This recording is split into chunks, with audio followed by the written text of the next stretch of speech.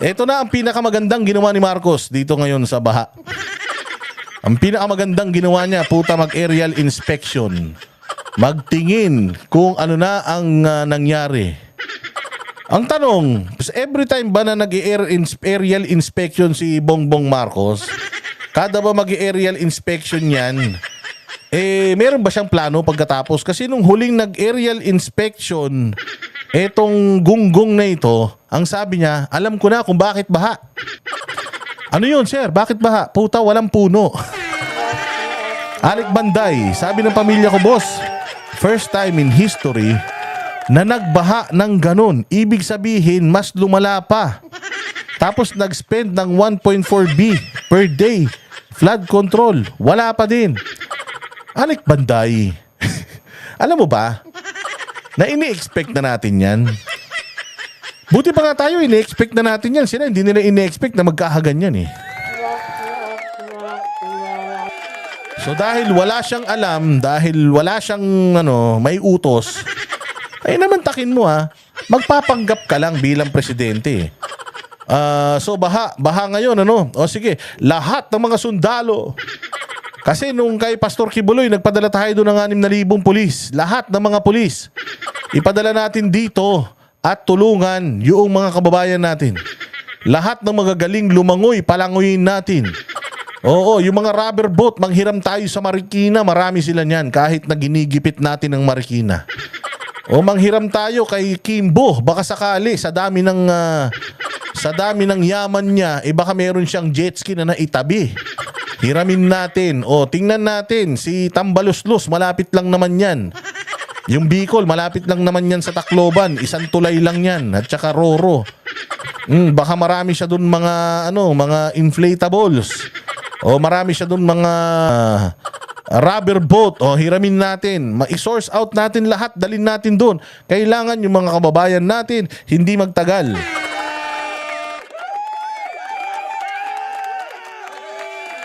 Hindi ba magpapanggap ka lang? Ibig sabihin kahit magpanggap hindi niya kaya, ganun siya kawalang utak.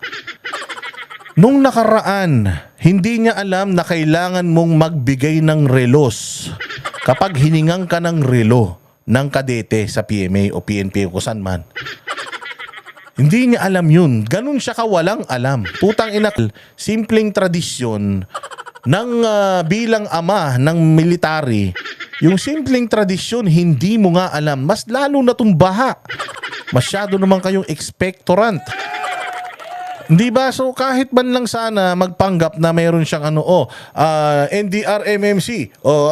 Ano ba ang natin? Ganito gawin natin. Punta na kayo doon ngayon. Ngayon na. Ano naman, MMDA. Lahat ng mga heavy equipment ninyo, pabuhat mo na kay Abalos. Total, sip-sip at epal naman siya na mag-drive ng bulldozer papunta ron. Sir, mabagal yun. 5 kilometers per hour lang yun. Bayaan mo, makapal naman ang mukha niya. Ganun. Kaya naman takin mo, merong camera. Pucha, hindi alam ang gagawin. Anong gagawin natin? Gago, alam mo kung anong gawin mo? Lumayas ka dyan. Pag lumayas ka dyan, problema ng bayan natin mawawala. Dahil alam mo kung ano problema ng bayan natin? Putang ina yung pamilya niyong salot.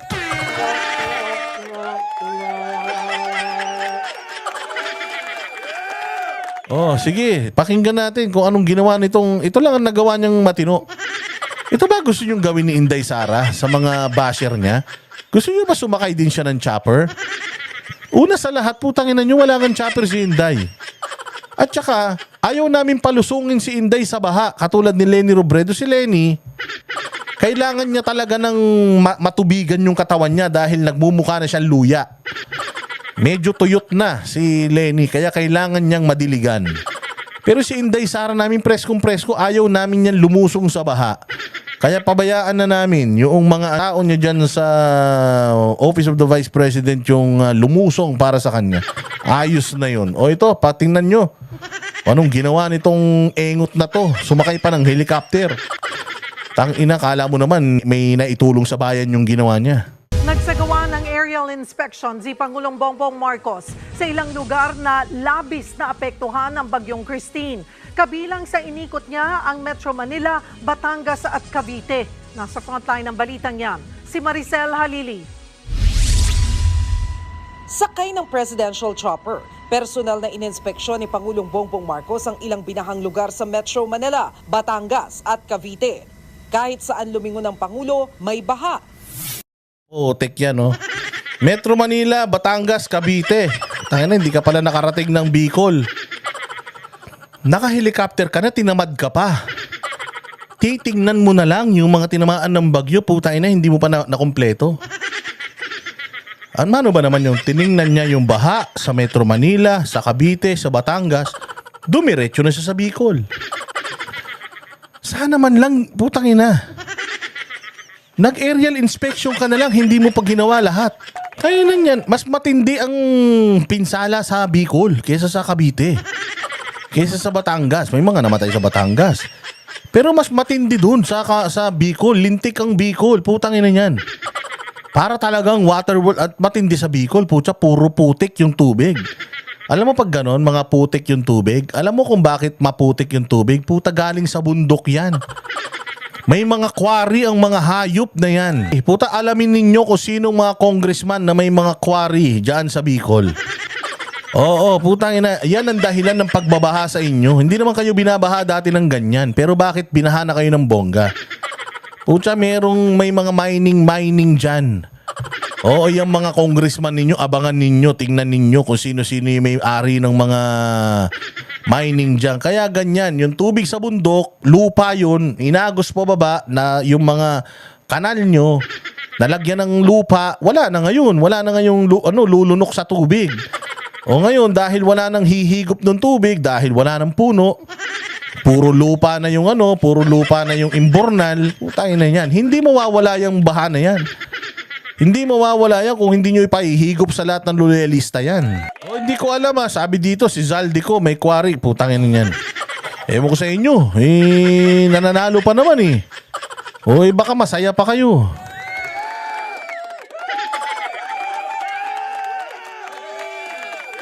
Antindi, putya yan. Mano ba naman, lumipad ka na rin lang. Puta, yun na lang gagawin mo, kinatamaran mo pa. Lilipad ka sa NCR. Pak, punta ka sa Cavite. Pak, punta ka sa Batangas. Magkakalapit naman yan. Tapos, dumiretso ka na sana sa Bicol. Bumisita ka nga kay Leni Robredo sa Bicol. Hindi ka naman namin napigilang hayop ka. Pero ngayon, naka-chopper ka na, putang ina, hindi mo man lang siya napuntahan.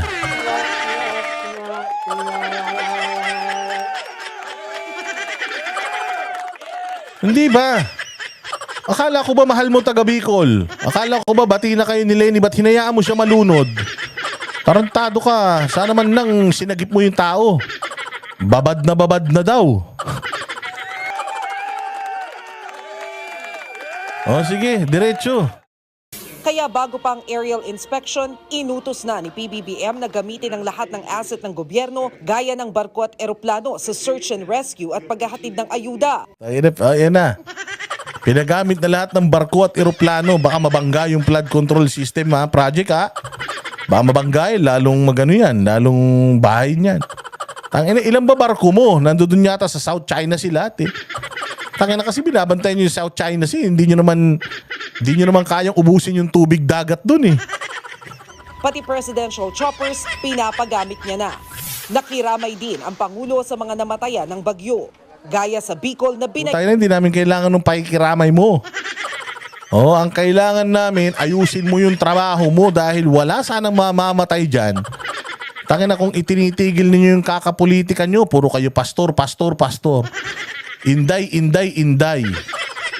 Tanginan yan, hindi nyo namalayan yung bagyo nandyan na. Parang yung namatay na OFW yan sa ibang bansa Hindi nyo namalayan na bukas bibitayin na pala. Ayun, nabitay.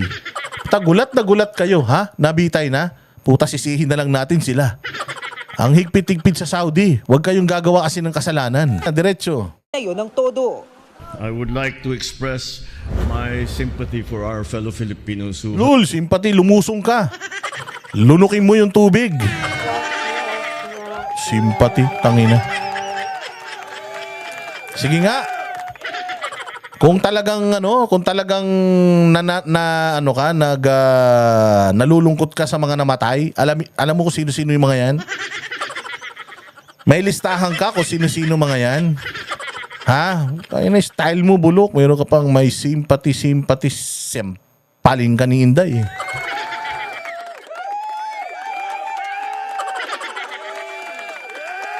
Have become victims by Tropical Storm Christine. We are grateful for the resilience, leadership, and proactive measures. Ang ina, oh, ang galing. Ganito siya ka-plastic, ha?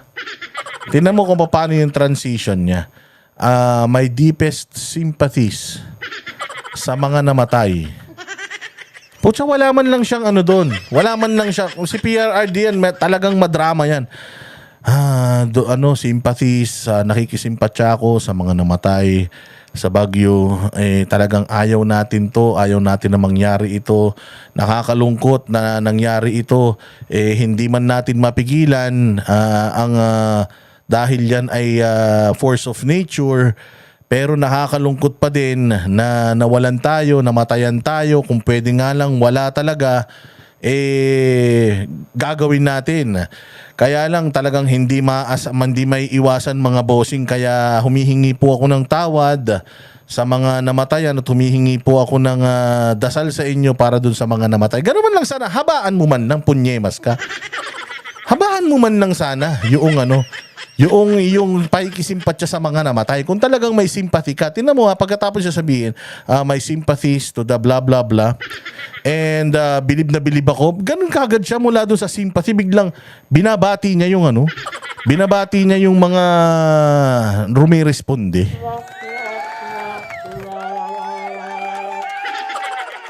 Bupuls talaga. Pakinggan ninyo. Ito nakikisimpatya siya. Filipinos who have become victims by express my sympathy for our fellow Filipinos who have become victims by Tropical Storm Christine. We are grateful for the resilience. Ang galing. Pagkatapos niyang malungkot, we are grateful. Nakita niyo yung transition? Putang ina, walang puso talaga to. Walang puso to. Balon-balunan lang meron to. Bituka at saka balon-balunan lang to meron. Baga. Pero walang puso ito. Napansin nyo? Kung talagang nakikisimpatya ka, tatambayan mo man lang konti yan. A minute of silence doon sa mga namatay nating mga kababayan dyan sa Bagyo. Manahimik tayo ng 1 minuto. Mga ganun lang. Kahit man lang sana, para man lang at least tahimik kayong ganun. Ayan. And maraming salamat din po sa kabila ng may mga namatay sa atin, meron din namang mga nagbubuwis ng kanilang buhay para mailigtas yung mga kababayan natin na stranded. Ganun man lang sana, Bongbong. Ang inasobra naman tong speech mo. Speech mo na lang, palpak pa. Tingnan ninyo kung gaano ka-plastic. Express my sympathy for our fellow Filipinos who have become victims by Tropical Storm Christine. We are grateful for the resilience, leadership, and Di ba? Wala man lang siyang pause. Wala man lang pause. Parang may pupuntahan eh. We are our deepest sympathies to the families of those who blah blah blah. And I'm grateful. Tangan ano yun? Sympathies tapos grateful. Tanga. Ina niyan. Speech na lang, hindi mo pa ayusin. O tingnan ninyo ulit sa uling pagkakataon yung kaplastikan. Talagang siya daw ay nalulungkot sa mga namatay. Pero hindi man lang makapag-alay kahit na 1 minutong katahimikan para sa pagdadasal sa mga kaluluwa nila. Walang kaluluwa ang hinayupak na ito. My sympathy for our fellow Filipinos who have become victims by Tropical Storm Christine. Leadership and proactive measures undertaken by our local government units which have saved many lives. Para paigtingin ang search and rescue efforts, Save many lives. Neck nyo. Kaya ganyan ang nila. Ganyan ang style nila.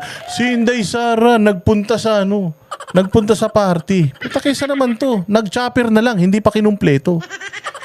Putang ina, yun na lang palayasin nyo na to. Bilis, para matapos na paghihirap natin. Palayasin nyo na tong tokmol na to. pag Inday na presidente at nagkaleche-leche bayan, puta ako mismo araw-araw magmumura sa kanya. Sige, diretso. Pinakansela na rin muna ng Pangulo ang leave ng lahat ng uniformed personnel para hindi kulangin sa tao ang mga re-responde sa mga binaha. Inutusan niya rin ang Budget Department na bilisan ang pag-release ng pondo na gagamitin sa ayuda. Ang galing oh. Tapos kita mo puta tinan mo si Marbil. Tayo na si Marbil yung utak parang nakakita ng pogi oh. Tinan mo si Marbil dyan sa ano na yan. Puta, saan ka makakita ganyan ang mukha mo? Binabagyo na yung Pilipinas. Tinan mo mukha ni Marbil parang wala lang yun. Pag ganun-ganun lang. O nakita nyo, ayan o, ulitin natin. Tinan yung mukha ni Marbil, para siyang parang kinikiliti yung tumbong niya. Ng pondo na gagamitin sa ayuda at rescue operation. Ayan o, pag ganun-ganun pa o. Inantom mga to. So wala daw leave. Mga pulis, mga sundalo, wala kayong leave. Pucha kayo. Kasi nung kayo nagpunta ng KOJC, tinanggal din yung leave nyo eh. Pero hindi mo in-specify dito, Bongbong ha, kung ilan ang ipadadala mong sundalo ha, diyan sa kung ilang pulis at sundalo ipadadala mo diyan sa Bicol ha. Baka na mga 5 piraso lang yan ha. Assuming we need more funding, Sir President, we can tap the unprogrammed appropriations. Inatasan din ni PBBM Tangino, sabi nung DBM considering na mas napakarapin pa natin kailangan na budget, pero sige, pupunan namin yan. Wow! Hindi wala naman kayong nagagawa eh. Wala nga kayong infra eh. Saan nyo ginagamit yung pera? Wala kayong infra. Wala kayong tulay na pinagagawa. Wala kayong highway. Wala kayong mga ospital na pinatatayo. Puros groundbreaking. Putang kaisa-isang matatapos ngayong administrasyon nyo yung Samal, Davao Samal na tulay. Kaya nyo pa pinatapos yun dahil taga dyan si Lagdameo. Kaya gusto nyo patapusin yun. Tsaka yung subway, na puta hindi ko na nga alam kung nasa na yung subway na yan, kung ano na nangyari dyan. Puro kayo mega center, mega cancer ganito, hospital, mega ganyan. Puta, mega wala naman kayo nagagawa. Mantakin mo, marami kayong kailangan na budget pero wala kayong naipapakitang resulta sa taong bayan. Di ba? Wala naman eh. May ano ba kayo? Meron ba kayong build ngayon? Build better more. Ano nangyari sa build better more? Build better more. Putang ina, wala kayong nagawa kahit isang inispaltong kalsada.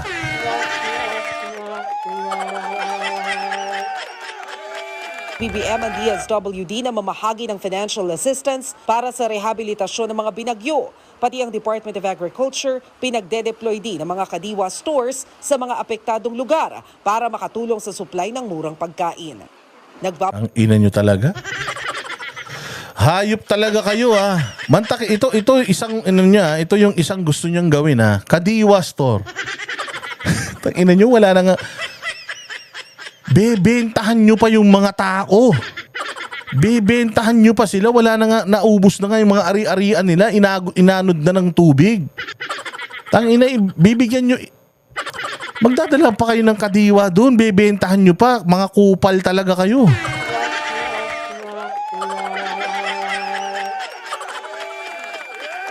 Sobrang kupal. Tayo na yan. Yung iba, ang pinag-uusapan, ayuda. Bigyan ng ayuda. Department of Agriculture. Puta, bentahan nyo.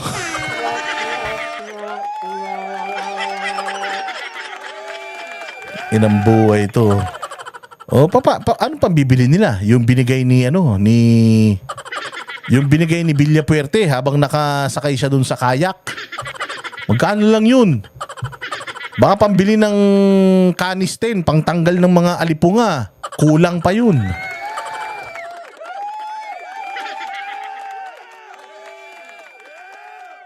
Tangina niya.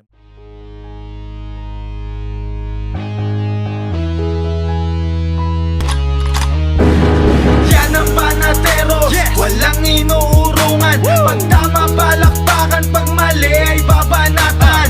Yan ang Banateros, boses ng ordinaryong Pilipino. Banateros ay walang